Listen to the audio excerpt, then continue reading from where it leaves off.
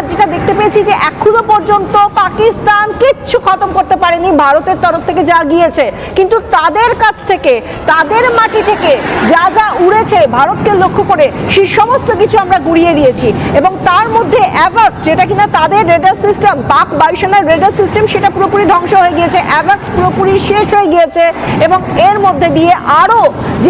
যে দিক থেকে আমরা দেখেছিলাম সিন্ধ হোক, রাওয়ালপিন্ডি হোক, ইসলামাবাদ হোক, লাহোর হোক, প্রত্যেকটা ক্ষেত্রে যেরকম এয়ার ডিফেন্স সিস্টেম ভারত আগেই ধ্বংস করে দিয়েছিল পাকিস্তানের, তার মধ্যে পাক বায়ুসেনার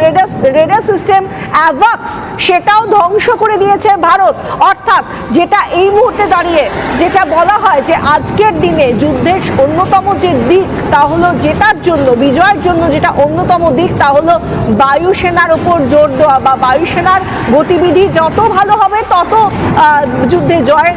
তৎপরতা থাকে বা যুদ্ধ জয় আরো ত্বরান্বিত হয়। কিন্তু এক্ষেত্রে দেখা যাচ্ছে কি বায়ুসেনা, পাক বায়ুসেনা প্রতিরক্ষা বা পাক আকাশ প্রতিরক্ষার কোনো বিষয় এই মুহূর্তে পুরো সিস্টেমটাই নেই, কারণ পুরোটাই ধূলিসাৎ করে দেওয়া হয়েছে।